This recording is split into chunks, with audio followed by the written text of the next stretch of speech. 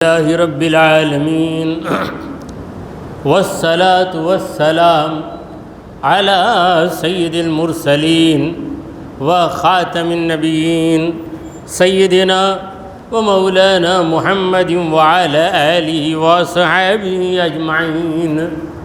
أما بعد فأعوذ بالله من الشيطان الرجيم. بسم الله الرحمن الرحيم. للفقراء الذين احصروا في سبيل الله لا يستطيعون ضربا في الأرض يحسبهم الجاهل أغنياء من التعفف تعرفهم بسيماهم لا يسألون الناس إلحافا وما تنفقوا من خير فإن الله به عليم. صدق اللہ مولانا العظیم. حاضرین محفل، السلام علیکم ورحمۃ اللہ وبرکاتہ. اللہ رب العزت جل وعلا کی ہم پر بے پناہ مہربانی ہے کہ اس نے ہمیں آقائے نامدار احمد مختار مدنی تاجدار دونوں جہاں کے سردار حضرت محمد مصطفیٰ رسول خدا صلی اللہ تعالی علیہ وآلہ وسلم کی بابرکت امت میں پیدا فرمایا. حضرات گرامی، جس آیت کریمہ کی تلاوت کا میں نے شرف حاصل کیا ہے وہ سورہ بقرہ کی 273ویں آیت ہے، یعنی آیت نمبر 270 پر 3. پروردگار عالم اس آیت مبارکہ میں ارشاد فرماتا ہے للفقراء، ان غریبوں کے لیے. فقیر اردو میں غریب، فقیر کا لفظ بھی بولا جاتا ہے، غریب کا لفظ بھی بولا جاتا ہے. تو فقیر شریعت میں اس آدمی یا اس مسلمان کو کہیں گے جس پر زکوٰۃ فرض نہیں ہے. فقیر اسے کہیں گے جس پہ زکوٰۃ فرض نہیں ہے. اگر زکوٰۃ فرض ہو گئی تو وہ غنی. غنی کا معنی کیا ہے؟ مالدار. تو مالدار انسان کون ہے؟ جس کے پاس 52.5 تولہ چاندی یا اس کی قیمت موجود ہو. تو آج کے حساب سے 612 گرام چاندی، اس کی کیا قیمت آئے گی آپ حساب لگا لیجئے. اگر اتنا پیسہ آپ کے پاس ہے، آپ کی تمام ضرورتوں کے علاوہ اتنی رقم آپ کے پاس ہے تو شریعت میں آپ مالدار مانے جائیں. اگر کم ہے،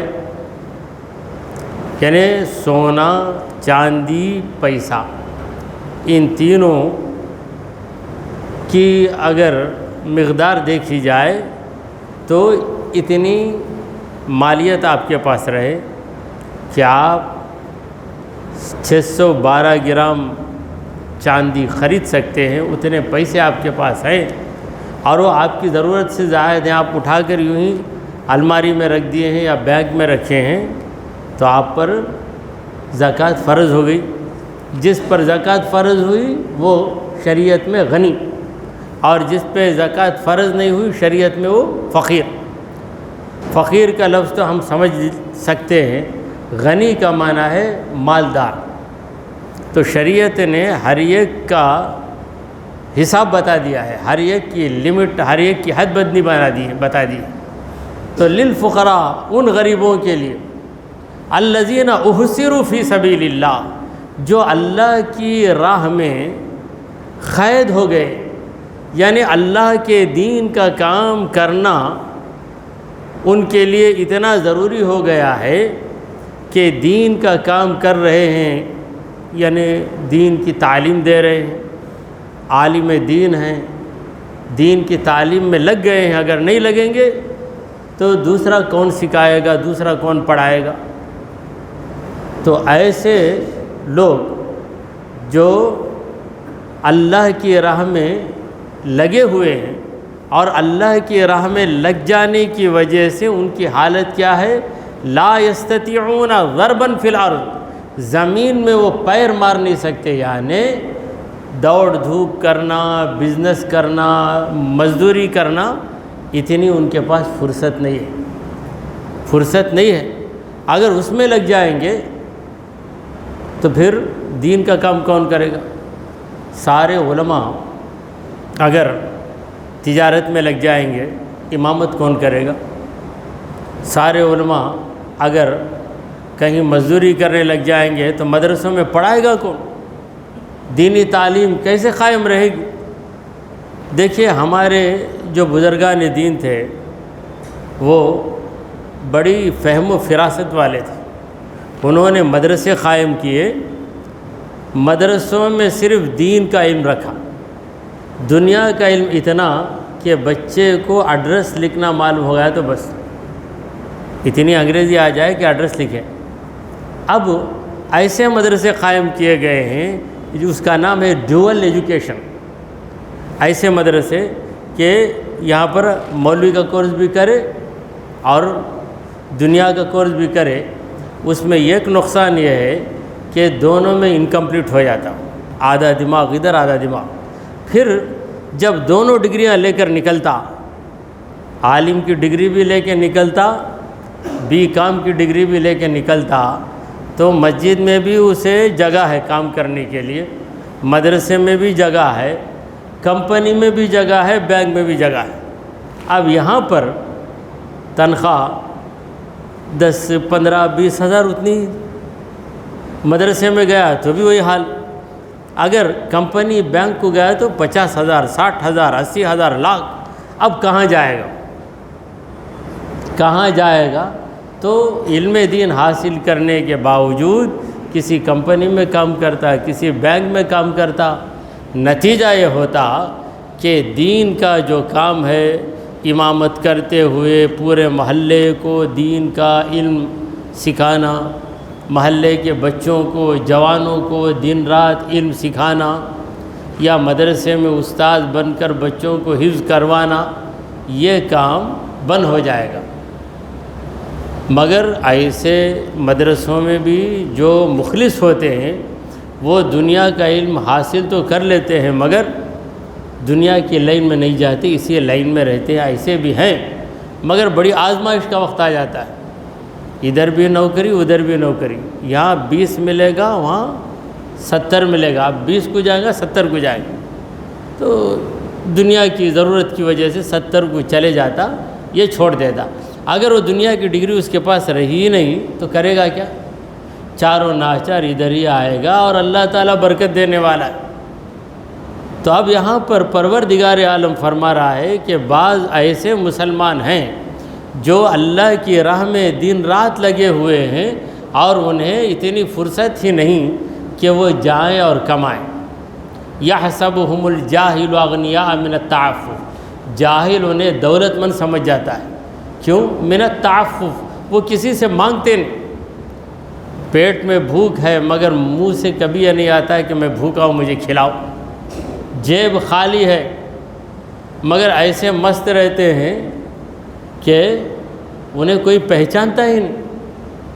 لیکن غور و فکر کر کے کسی انسان کی حالت کا جائزہ لیا جائے کہ ان کی کمائی کیا ہے، یہ تجارت بھی نہیں کر رہے، مزدوری بھی نہیں کر رہے، مگر کام میں لگے ہوئے، یعنی بچوں کو پڑھا رہے ہیں، کوئی نہ کوئی دین کا کام کر رہے ہیں، تو ایسے لوگوں کو زیادہ اہمیت دی جائے۔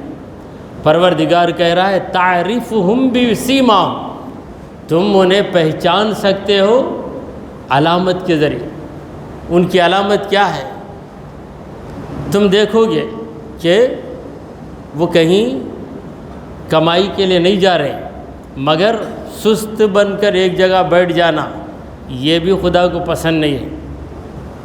یعنی اللہ نے علم دین دیا ہے اور علم دین وہ لوگوں کو دے رہے، اسی میں لگے ہوئے، اسی میں جڑے ہوئے ہیں، ایسا کوئی انسان ہے لا یسألون الناس الحافا، وہ لوگوں سے زبردستی نہیں مانگتے.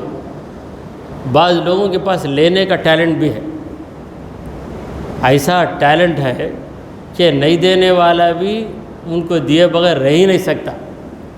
مگر یہ جو غیرت مند ہوتے ہیں یہ ضرورت مند بھی ہیں، غیرت مند بھی ہیں. لا یسألون الناس الحافا، لوگوں سے نہیں مانگتے زور دے کر، اصرار کر کے.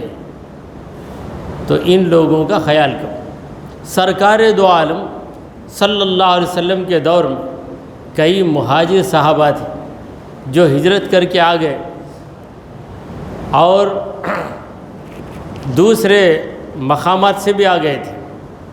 وہ مسجد نبوی کے پاس ایک چبوترا تھا، اس چبوترے کا نام ہے صفہ.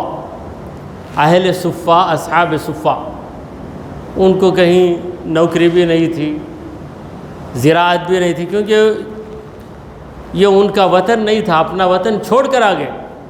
اکثر مہاجرین تھے، تو حضور اکرم صلی اللہ علیہ وسلم کے حکم کے منتظر رہتے. دن بھر ان کا کام قرآن پڑھنا، قرآن یاد کرنا. سرکار دو عالم صلی اللہ علیہ وسلم جدھر بھی بیٹھ جائیں حضور کے پاس بیٹھ کر حضور کی باتیں سننا اور حدیثوں کو یاد کرنا. حضرت ابو ہریرہ رضی اللہ تعالیٰ عنہ بھی اصحاب صفہ میں تھے. تو ان کی محتاجی کا یہ عالم تھا کہ بھوکے ہی رہتے تھے، کہیں سے کچھ آ گیا. رسول کریم صلی اللہ علیہ وسلم کو کوئی تحفہ آ گیا تو حضور صلی اللہ علیہ وسلم انہیں دے دیتے، تو اسی میں وہ بانٹ کر کھا لیتے تھے. بس یوں ہی پانی پی کے رہ گئے. تو لیکن دین کے کام میں لگے ہوئے تھے. دین کا کام کیا تھا؟ حضور کی باتیں سننا، یاد کرنا. یاد کرنے کے بعد دوسرے جو غائب ہو جاتے، جو صحابہ اپنی مصروفیت کی وجہ سے نہیں آتے تھے، ان کو سنانا یہ ان کا کام تھا.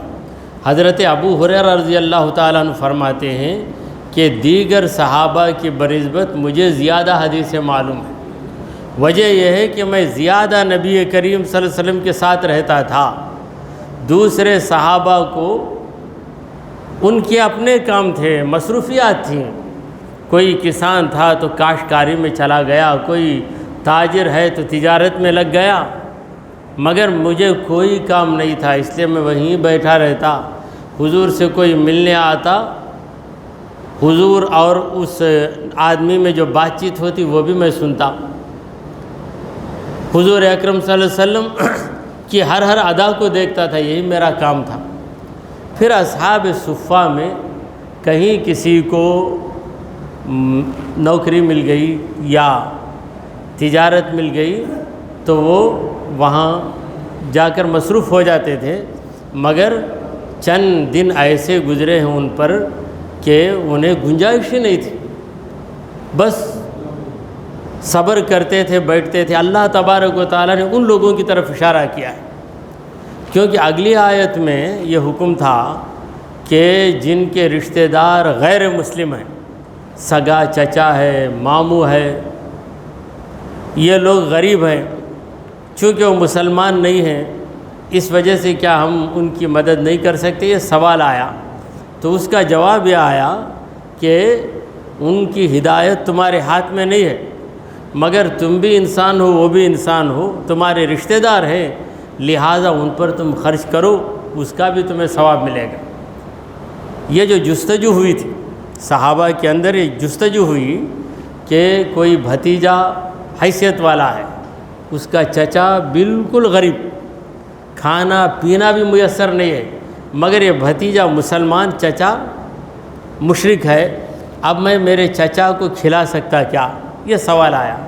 تو اجازت مل گئی، اجازت بھی ملی، اور اللہ کی طرف سے یہ وعدہ بھی ہوا کہ اس خرچ پر بھی تمہیں ثواب دیا جائے گا. کیونکہ اسلام ہمیں انسانیت سکھاتا ہے، ہمدردی سکھاتا ہے. مگر ایک طرف توجہ نہیں گئی. کس طرف توجہ نہیں گئی؟ حضور اکرم صلی اللہ علیہ وسلم کے وہ صحابہ جو ہمیشہ مسجد نبوی میں رہتے یا چبوترے پہ بیٹھے رہتے، ان کا کام ہی یہ ہوتا کہ حضور کی باتیں سنیں. کوئی حضور سے ملنے آتا تو اس آنے والے آدمی میں اور حضور میں کیا کیا باتیں ہوتی تھیں، صحابہ جو تجارت پیشہ تھے وہ دن بھر یا کئی دن غائب ہو کر آتے، تو یہ صحابہ ان کو سناتے تھے یہاں ایسا ایسا چلا، ایسا ایسا ہوا ہے، مگر ان کی ضرورت، ان کی حاجت، ان کی بھوک، اس کی طرف توجہ نہیں تھی۔ وہ لوگ کیسے خرچ کریں گے؟ اگر ایک تجارت بھی شروع کرنا ہے تو اس کے لیے سرمایے کی ضرورت ہے، تو انہیں چند لوگ زکوٰۃ دیں تو ان کے پاس سرمایہ آ جائے گا۔ جب سرمایہ کا معنی کیا ہے؟ کیپٹل۔ مایا کا معنی پیسہ، سرمایہ کیپٹل میں کیپ ہے اور سرمایہ میں سر ہے۔ تو سرمایہ کیسے ملے گا؟ تو پروردگار عالم نے توجہ دلائی کہ تم ان اللہ والوں کی طرف کیوں توجہ نہیں دیتے، جن کا کام ہے حدیثوں کو یاد کرنا، نبی کی صحبت میں رہنا، ان کی طرف بھی توجہ دیں۔ پھر اس کے بعد وہ دور تو چلا گیا، اب دور آیا ہے۔ تو اس زمانے میں علماء کا یہ حال تھا کہ علم دین حاصل کر لینے کے بعد کسی کو بھی علم دین پڑھانا، کوئی اپنے شبہات لے کر عالم کے پاس پہنچ جاتا، 2 گھنٹے 3 گھنٹے سوالات کر کے جوابات معلوم کرتا، مگر یہ نہیں سوچتا کہ یہ 4 گھنٹے میرے ساتھ لگے ہوئے ہیں، میری باتیں سن رہے ہیں، مجھے جواب دے رہے ہیں، ان کی کوئی نوکری نہیں ہے، ان کا کیسے چلتا ہوگا؟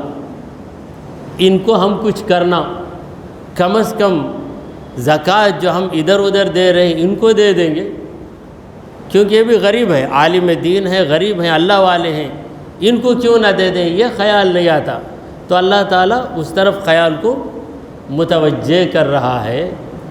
تو سارے علماء کو آپ زکوٰۃ دے سکتے ہیں بشرطے کہ وہ غریب رہے، مگر ایک عالم کو آپ زکوٰۃ نہیں دے سکتے اگرچہ کہ غریب ہو، وہ ہے سید، غریب بھی ہے، سید بھی، اسے زکوٰۃ نہیں دے سکتے۔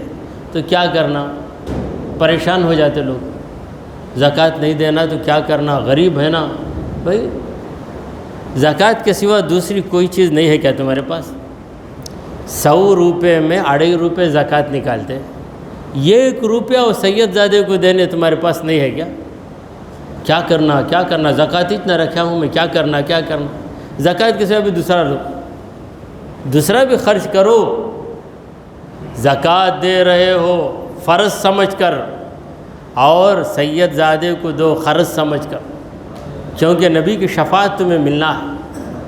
یہ سید ہے تو اس کا تعلق حضور اکرم صلی اللہ علیہ وسلم سے ہے، اور حضور نے منع کر دیا کہ میری اولاد کو زکوٰۃ نہ دو۔ کیوں منع کر دیا؟ اس کی کئی وجوہات ہیں۔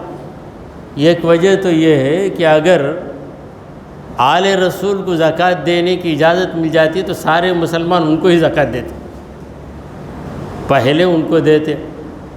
تو حضور نے کہا کہ میری اولاد کی فکر سے بڑھ کر مجھے عام مسلمانوں کی فکر ہے، میری اولاد خود کما کر کھائے، دوسرے لوگ زکوٰۃ لیں۔ تو زکوٰۃ کی اجازت تمام غریب مسلمانوں کو دے دی، اپنی اولاد کو منع کر دی، اپنے اہل بیت کو منع کر دیا۔ اب اس میں عام مسلمانوں کے لیے آزمائش ہے۔ کیا آزمائش ہے؟ حضور کے گھر والے کو تو تیرا گھر والا سمجھ، اگر تیرا بیٹا غریب ہے زکوٰۃ دے سکتا کیا؟ بیٹے کو زکوٰۃ دے سکتا باپ؟ نہیں دے سکتا۔ اگر باپ غریب ہے تو کیا بیٹا باپ کو زکوٰۃ دے سکتا؟ اپنے سگے باپ کو نہیں دے سکتا، ہرگز دے نہیں سکتا۔ تو اہل بیت کو اگر عمر والا ہے تو اپنا باپ مانو، اگر چھوٹا ہے تو اپنا بیٹا مانو، لہذا زکوٰۃ کے علاوہ دے دو۔ زکوٰۃ آپ نکال رہے ہیں 10,000 20,000، یہ 500,000 بھی تم کسی سید زادے کو جو غریب ہے اس کے لیے نہیں نکالیں گے کیا؟ لیکن بعض لوگوں کو ضد ہے، کیا کرنا، سید بولتا نا انہیں کیسا دینا میرے سے، اس واسطے نہیں دیتا۔ یہ عجیب بات ہے۔ تو بہرحال مسائل کے ضمن میں یہ بات میں نے آپ کے سامنے رکھ دی ہے۔ تو جو علماء واقعی غریب ہیں، اور بہت سے علماء کا یہ حال ہے کہ وہ خدمت میں لگے ہوئے ہیں، مسجد میں خدمت کر رہے ہیں، مدرسے میں خدمت کر رہے ہیں، اور مدرسے میں اتنی گنجائش نہیں ہے کہ ان کی تنخواہ بڑی تنخواہ دی جائے، کیونکہ ہم بڑی آسانی سے بول دیتے مدرسے میں رکھے تو استاذ کو زیادہ دینا، لیکن مدرسہ جو چلاتے ہیں ان لوگوں کو پتہ ہے کہ پیسوں کو عوام سے لینا، چندہ لینے میں کتنی تکلیف ہے۔ چندہ لینا، پھر جہاں مدرسہ قائم ہوا ہے اس جگہ کا کرایہ بھی دینا، دیگر اخراجات بھی برداشت کر کے جو رقم بچے گی اس میں استاذ کو تنخواہ بھی دینا ہے، تو کم تنخواہ دیتے ہیں اور یہ راضی ہو جاتے ہیں۔ اب جو دیگر مسلمان ہیں وہ پتہ لگائیں کہ یہ صاحب نصاب تو نہیں ہے۔ اگر پتہ چل گیا کہ مدرسے کا استاد ہے یا مسجد کا مؤذن ہے، امام ہے، صاحب نصاب نہیں ہے تو اس کو زیادہ خیال کریں، اپنی زکوٰۃ کا زیادہ حقدار اسے سمجھیں، کیونکہ وہ دین کے کام میں لگا ہوا ہے، خدا کے گھر کی خدمت کر رہا ہے، خدا کی کتاب قرآن کی خدمت کر رہا ہے، مگر اس کے پاس اتنا پیسہ نہیں ہے کہ فراخی کے ساتھ زندگی گزارے، یا وہ خود صاحب نصاب نہیں ہے۔ صاحب نصاب نہیں ہے تو اس کا مطلب یہ ہے کہ ضرور غریب ہے۔ جب غریب ہے، آپ عام مسلمان کو جو غریب ہے اسے دے سکتے ہیں، تو یہ تو خاص مسلمان ہے جو دین کی خدمت میں لگا ہوا ہے۔ پروردگار عالم اس طبقے کی طرف ہماری توجہ دے رہا ہے، لہٰذا فرما رہا ہے للفقراء الذین احصروا فی سبیل اللہ، ایسے غریب جو اللہ کی راہ میں لگ گئے ہیں، لگ جانے کی وجہ سے قید ہو گئے ہیں، اور ان کی حالت ہے کہ وہ دوڑ دھوپ نہیں کر سکتے، اگر تجارت میں لگ جائیں گے تو پھر دین کی جو خدمت ہے، دین کا علم پڑھانا، دین کا علم سکھانا، یہ کام ان سے نہیں ہو سکتا۔ مدرسے میں سارا دن رہ کر نہیں پڑھا سکتا۔ اگر دنیا کا کام لگ جائے تو مدرسے میں کتنا بڑا عالم دین بھی ہو، اگر وہ دنیا کی راہ میں لگ جائے تو اس کی زندگی گزر جائے گی، یہ ایک طالب علم کو نہیں پڑھائے گا، نہیں پڑھا سکتا۔ کچھ وقت نکالے گا، آدھا گھنٹہ، ایک گھنٹہ، آدھے گھنٹے ایک گھنٹے میں ہوتا کیا ہے؟ سارا دن پڑھائے گا تو جس طرح خود چمکا ہے سامنے والے کو چمکائے گا، سامنے والے کو بھی چمکائے گا۔ تو اللہ تعالیٰ یہ فرما رہا ہے کہ دین کی خدمت کرنے والے جو غریب ہیں، تو دین کی خدمت کرنے والے خصوصاً علماء کرام ہیں، ان کی طرف تم اپنی توجہ دو۔ ہاں اگر کوئی عالم صاحب نصاب ہے تو اسے دینے کی ضرورت نہیں، وہ خود حیثیت والا ہے تو اسے دینے کی ضرورت نہیں ہے۔ غریب عالم دین ہے، اور چند ایسے عالم دین ہیں، دین کے عالم تو ہیں مگر کام کچھ بھی نہیں کرتے، نہ کسی کو پڑھاتے ہیں نہ سکھاتے ہیں، بس بیکار گھومتے رہتے۔ ایسے لوگوں سے ہمیں کوئی واسطہ نہیں ہے۔ جو دینی مسائل بیان کر رہے ہیں اسی میں لگے ہوئے ہیں، کتابیں پڑھ رہے ہیں، دوسروں کو بتا رہے ہیں، تو ایسے لوگوں کی خدمت کرو۔ زکوٰۃ کے وہ اولین حقدار ہیں، وہ لوگ زکوٰۃ کے اولین مستحق ہیں، اور ان کی غیرت کا یہ عالم ہے کہ وہ کسی سے نہیں مانگتے۔ تو جو جاہل، اللہ نے جاہل کا لفظ استعمال کیا، یعنی کسی ضرورت مند غیرت والے عالم دین کو تو نے نہیں پہچانا تو تجھ سے بڑا جاہل کون ہے؟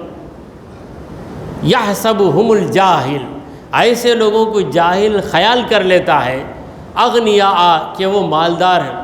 بھئی منہ کھولے تو اتنا بھئی ہمیں دیں گے، انہوں منگے تو اتنا ہمیں تم نہ دیں گے۔ ایسے بھی چند لوگ، بھائی وہ مسجد کے خادم ہیں، مدرسے کے خادم ہیں، دیکھو ان کی بیٹی کا نکاح آ گیا ہے، ضرورت مند ہے، کچھ ان کو دے دو۔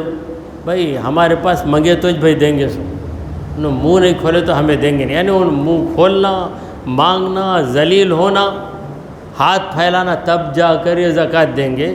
تو اللہ کہہ رہا ہے ایسا نہیں ہوگا، وہ مر جائیں گے، بندے سے نہیں مانگیں گے، خدا ان کے لیے راستہ کھول دے گا، مگر تجھے جو موقع ملا تھا ایک عالم دین کی خدمت کرنے کا یا حافظ قرآن کی خدمت کرنے کا، وہ موقع تیرے ہاتھ سے چلے گئے، وہ موقع ہاتھ سے نکل گیا۔ من التعفف، ان کے پاس ایک عادت ہے، یعنی جو علم والے دین کی خدمت میں لگے ہوئے ہیں ان کے پاس ایک عادت ہے کہ مانگتے نہیں، منہ بند رکھتے ہیں، ہاتھ روک کے رکھتے ہیں۔ بعض لوگ دین کی خدمت لے لیتے، بھئی یہ کیا ہے، اس کا یہ بتاؤ، مثلاً یہ آیت ہے اس کا معنی بتا دو۔ خیر وہ پوچھا، یہ بتانے کے بعد کیا ہدیہ دینا صاحب، کیا ہدیہ دینا؟ بھئی ہدیہ ہے، نام اس کا ہدیہ، تو پوچھتے کیوں؟ تمہارے جی میں جو آئے ان کو دے دو، تمہاری حیثیت کے مطابق کچھ دے دو۔ کیا مزدور کیا ہو تمہارے، کتنا لیبر چارج ہوگا، پوچھتے نا ایسے۔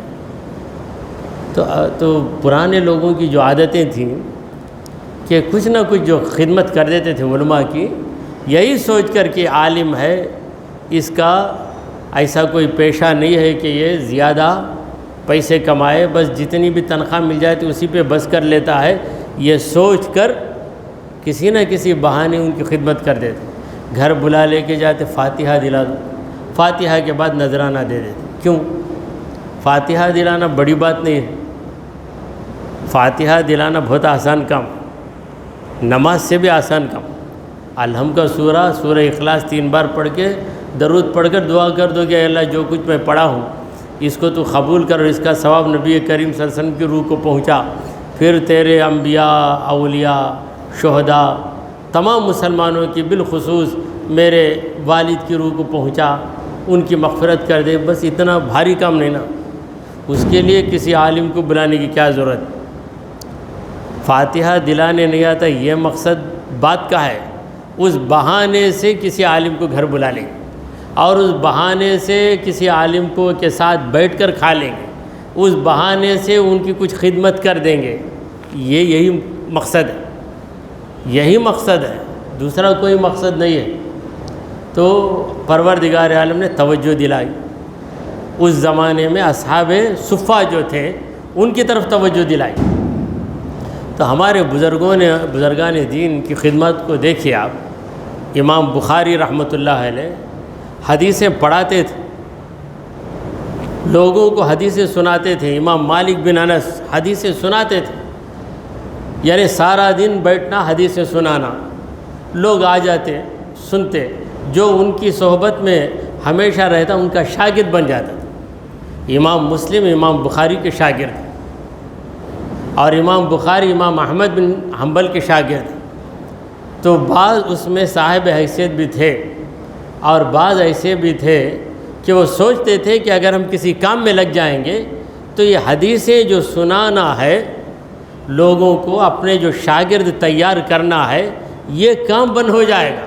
یہ سوچ کر تجارت یا کوئی مزدوری کیے بغیر اسی میں لگ جاتے، اور ضرورت بھر کہیں جا کے کچھ کام کر کے آ جاتے۔ تو جو عقل والا ہوتا وہ ان کی طرف توجہ دیتا کہ دن رات کام کر رہا ہے، کیا کام کر رہا ہے؟ حدیثیں پڑھا رہا ہے، حدیثیں سکھا رہا ہے، اور میں اس سے حدیثیں سیکھ رہا ہوں، میرے پاس حیثیت ہے، ان کے پاس حیثیت نہیں ہے، کیوں نہ میں ان کی خدمت کر دوں؟ اللہ اسی طرف توجہ دلا رہا ہے۔ تو جو دین کے کام میں لگ کر دنیا کی راہوں سے دور ہو گئے ہیں اور آمدنی کے ان کے پاس کوئی ذریعہ نہیں ہیں، ایسے غریبوں کی طرف تم توجہ دو اور ان کو مدد کرنے کی کوشش کرو۔ وما تنفقوا من خیر، جو بھی تم خرچ کرو گے، من خیرن اچھی چیز، یہ من خیرن کی جو شرط اللہ لگا رہا ہے، اللہ تعالیٰ جانتا ہے کہ ایسے لوگ بھی ہیں کہ کوئی چیز جب خراب ہو جائے گی تب انہیں خیرات کرنے کا خیال آئے گا۔ خراب فریج کامج کرتے نہیں، کیا بھائی تمہارے گھر کو بھیج دیتا ہوں فریج دے دے کر فریج لا لینے کے بعد ان کو بڑی مصیبت۔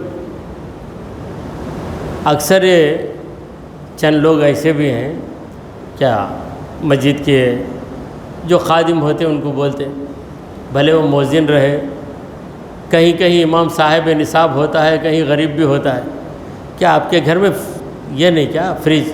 میرے گھر میں ہے، اپنے بیٹے کو بھیجو، کسی بھی بھیج کو منگا لو، لے کر آئے تو کامش نہیں کرتے، اب کام نہیں کرتی، پھر اسے ریپیئر کرانے 2000 1500 وہ خرچ کرنے کے بعد بھی 3 مہینے کے بعد پھر خراب ہو جاتی۔ کیا وہ دے دیے، ان کے گھر میں نیا فریج آ جاتا۔ یہ پھینکنے کی چیز دوسرے کو دینا، تو ایسی خیرات سے کیا فائدہ؟ اسی لیے اللہ تعالیٰ جہاں بھی خیرات اور خرچ کا ذکر کرتا ہے اس قید کو جوڑتا ہے، کیا ہے؟ من خیر، خرچ کرو وہ چیز کیسی رہے؟ اچھی چیز رہے، بیکار چیز پھینکنے کی چیز نہ رہے۔ اگر تم استعمال نہیں کر سکتے، اگر واقعی تمہارے دل میں خیال آیا کہ کسی مولانا کو یا کسی حافظ کو فریج لے کے دینا ہے، تو دکان میں جا کے آرڈر دے کے نیا فریج لا کے ان کے گھر میں اتارو۔ گھر میں بیکار کرسیاں ٹوٹ کو پڑے مدرسے میں رکھ لیتے کیا؟ یا مدرسے میں اگر بیٹھنے والے گر کے پڑ جانا، نہیں تو کیسے تو بھی کر لو، اس کے چار پائے میں ایک ٹوٹگا ہے، ریپیئر کرا لو، ریپیئر کرا کے رکھ لینا۔